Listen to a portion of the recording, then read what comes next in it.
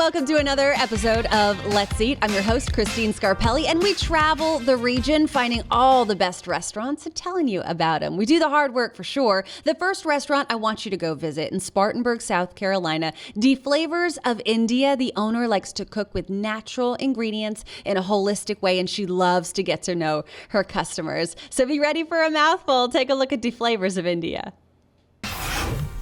Outside of Spartanburg might not be a place you come every day, but it's the only place around where you can find Indian food and at your convenience. First, we opened a convenience store in 2010, and then in 2011, we opened up a liquor store. Then in 2020, we started experimenting with trying to sell some Indian food because we saw that there was this spot missing. Radhika and Sachin Patel are making their presence known with authentic Indian food like the ever flavorful tikka masala. First step would be to cut up some bell peppers and onions, garlic and ginger. Cut up chicken breast. Our marination, we use ginger garlic paste. We use a little bit of yogurt and everything, some spices to get the flavoring in. It's marinated for 24 hours. Just add garnish. These flavors are so bold. Vegetarian food that I fix is not canned. We fix it from scratch and fresh. Mixed vegetables biryani is next. It's a mix of Indian herbs and spices like garlic and clove right in with the veggies.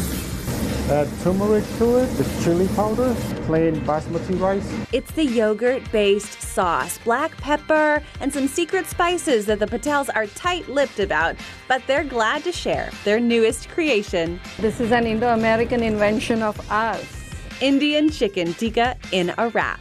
This is a chutney that's made with tamarind and dried red peppers. You can, add spinach, lettuce, onions. Let's put some spinach.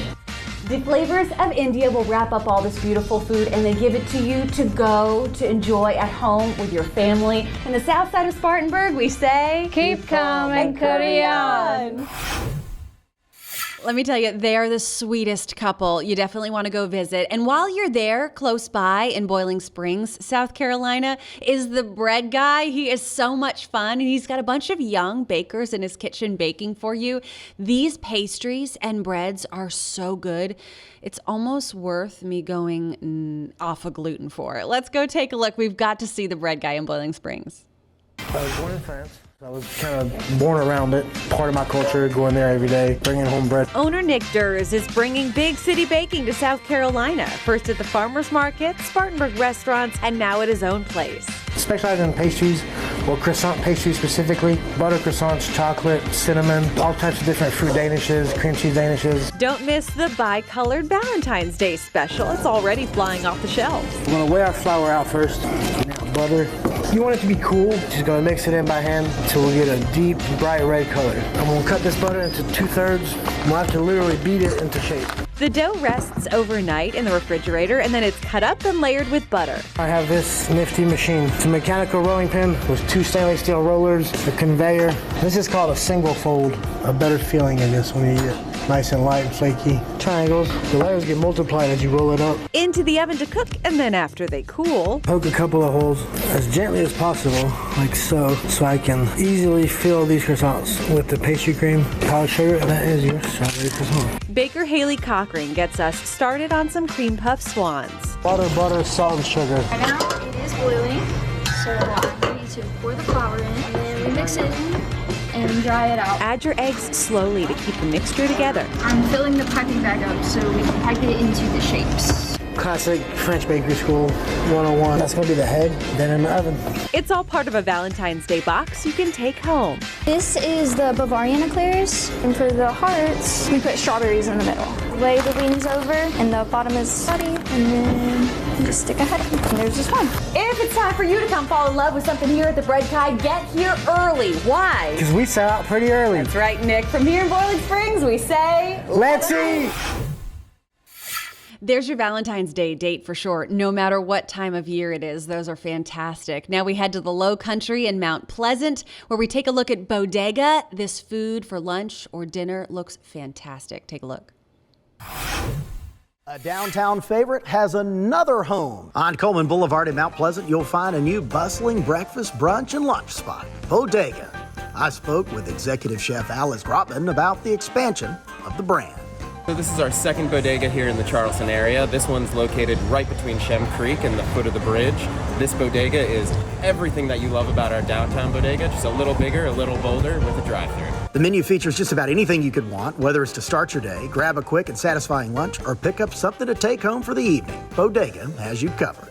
Our entire operation is inspired by New York corner stores, so we're known for our bacon, egg, and cheeses, but there's far more than sandwiches on the menu. We have traditional eggs Benedict, pancakes, and fried cinnamon sticks.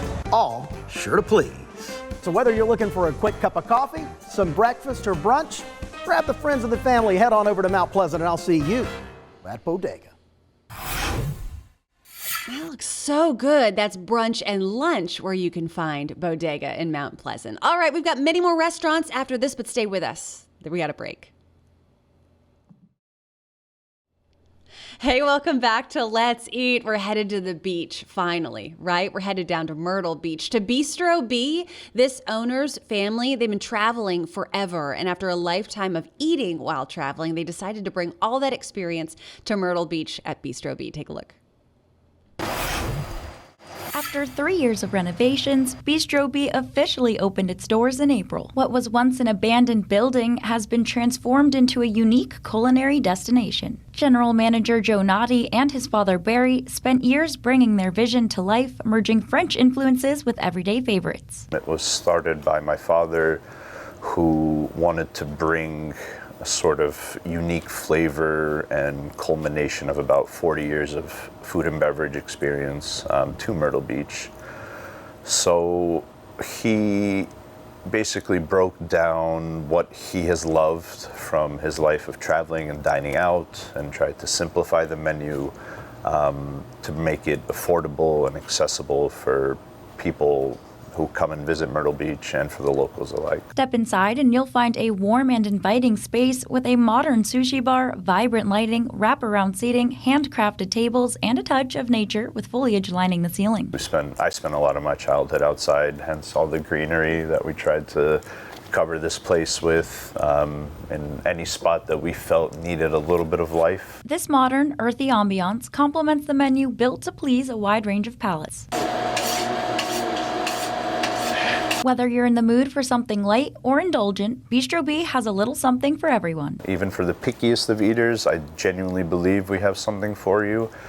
And if not, this is the type of restaurant, it's a family-owned restaurant, so we want you to feel at home. Start off with their bright and zesty ceviche, made with fresh white fish marinated in tiger sauce, mixed with cilantro, red onion, sweet Peruvian corn, and sweet potatoes, served chilled for a refreshing bite. That's delicious. Really good. That's really good. And if you're looking for something heartier, their French-cut lamb, seasoned with a house blend specialty, is roasted to perfection and served over spring greens. Cheers! Sushi lovers will appreciate this dragon roll, a delicious combination of rice, seaweed, shrimp tempura, smooth cream cheese, shredded cucumber, all topped with connie and sriracha mayo.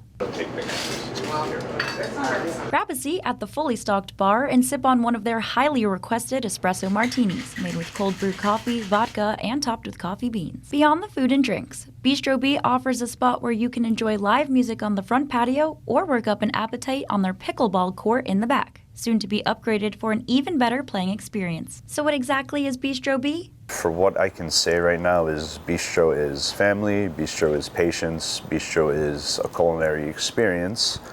And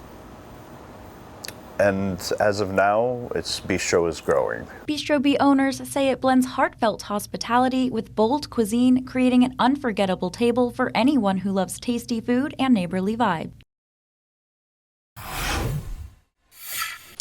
That looked fantastic. A lot of good food there. We head over to Savannah now. So this is Cooking with Maria.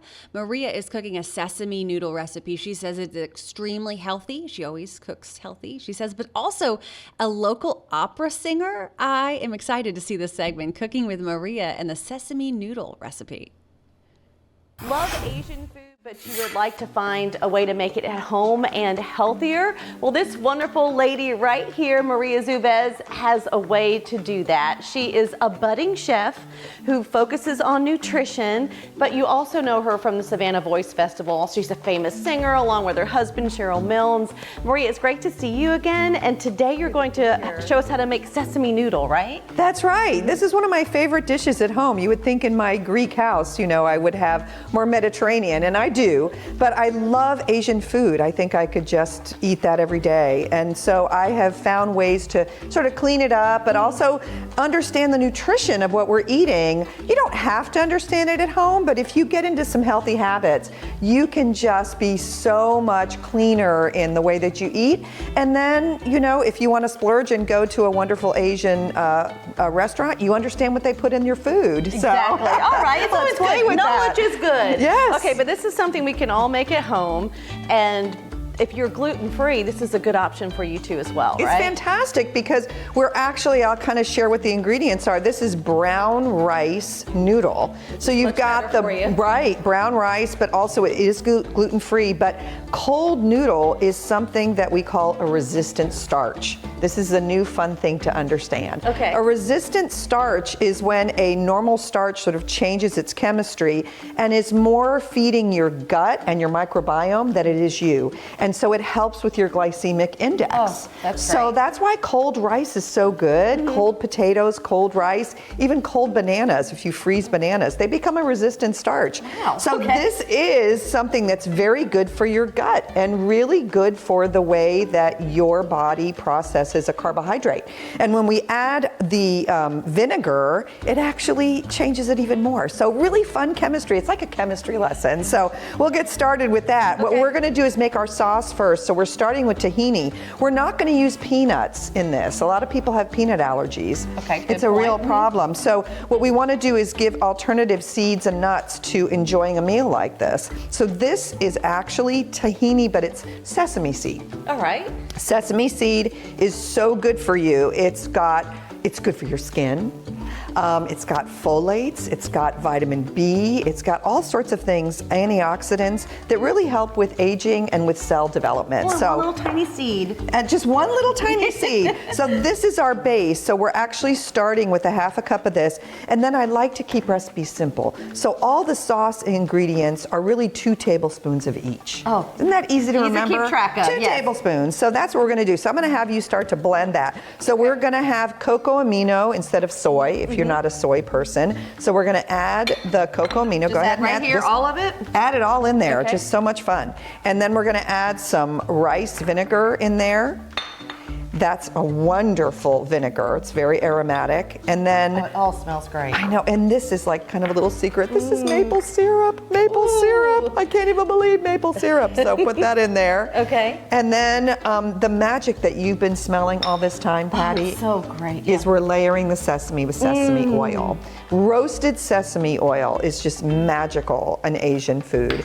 And then I'm going to give you the option of deciding what's going to happen with this, because this is actually it's pulverized garlic, fresh garlic, and then this is a chili paste. You decide how much is going to go in there, and that's the beauty of it. If you're not into that pungent stuff, you can go mild. So, ooh, I see you're not. Good for you. Let's go for it. Well, we Let's can put it talk in all there. about antioxidants and garlic, so I'm all for that. Okay. And then if you like a little bite, it also adds a little sweet to it. So it's, it's very good about for your that? digestion. That's perfect. Okay. In fact, I would have chosen that amount. So good for you. All right. And then the best part about it now is that we just whip it up. So you want to just whisk that up for us? Okay. Yeah, don't be shy. Oh, you're the expert. You do it, Maria. Okay, Show everybody all how to do right. it the right way. That's wonderful. And then this is going to create just a real, yeah, I know, right? It smells so darn good. And I have a little water on hand, but I don't think we're going to need it because the water actually will thin it out. But it looks like this is in good Can you shape. keep this in the fridge for a couple You of days? can. You Okay. can. I usually just keep it on hand in like a jar, like a little salad jar. If you added more vinegar to this, and a little more sesame oil, you actually could make a sesame dressing. Oh, nice. Yeah, Okay. so there's a lot of versatility to having these kinds of things on hand is like a fabulous way to just, have a little Asian kick in your weekly cuisine. So see how it's thickened up like that? Isn't that pretty? That's nice. Yeah, can you smell it? Oh, yeah. Oh my God, can you smell it? I can't smell it. No, we only had smell-o-vision. No smell-o-vision. I know. I'm so sad for that because this smells appetizing. And then what we're gonna do is just go ahead and put that in there, and then we're gonna mix it up in a bigger Make sure our bowl. viewers can see That's everything. right. Look All at that beautiful color too. That is so gorgeous. And you can see some of the chili flakes in there. Oh, and the smell, again, is just amazing. I picked a real pretty bright bowl for the colors, and we're gonna add so much more color to this, you're not even gonna believe it. Whoop. Yeah, that's all right, that's okay. And what I do is I make the noodle ahead of time, so what you wanna do is if you're gonna make that noodle ahead of time, douse it in a bunch more sesame oil so it doesn't stick together. Okay.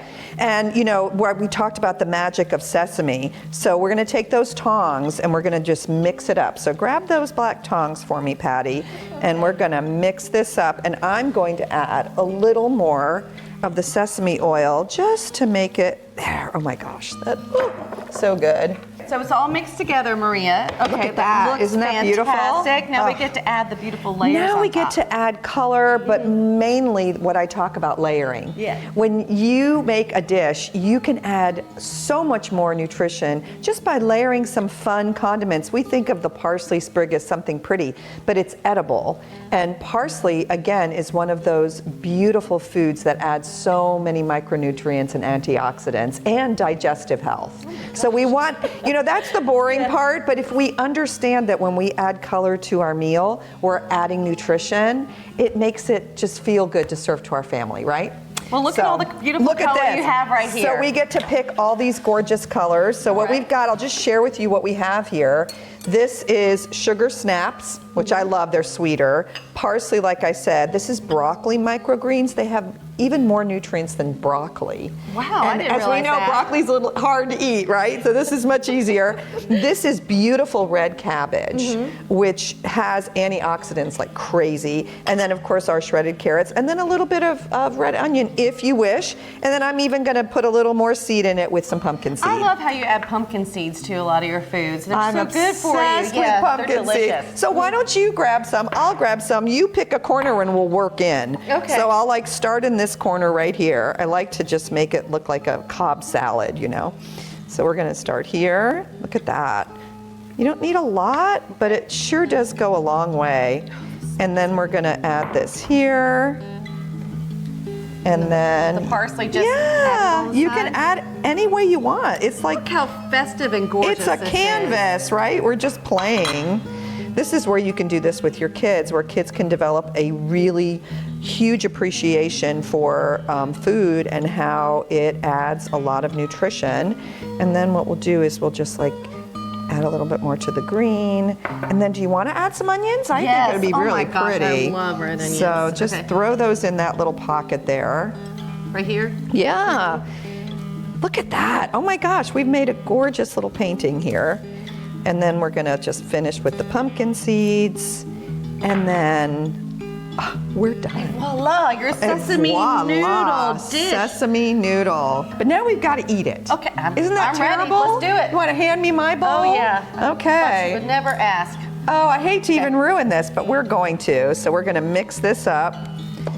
And what's also nice when you serve it for a party, like whatever the occasion, if people don't like the cabbage or the onion, if you do it in lines like this, they can work around smart, it. yeah. And just grab the vegetable that they like.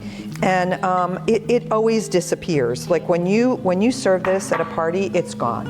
I've never had any leftovers of this dish. So I'll grab my chopsticks. Here you go. And what do we do? Do we toast to this? I don't know. Let's Look at how beautiful. Okay, nice. Toast. Bon appetit. Yeah. If I can get it in. All right, thank you, Maria. Ooh.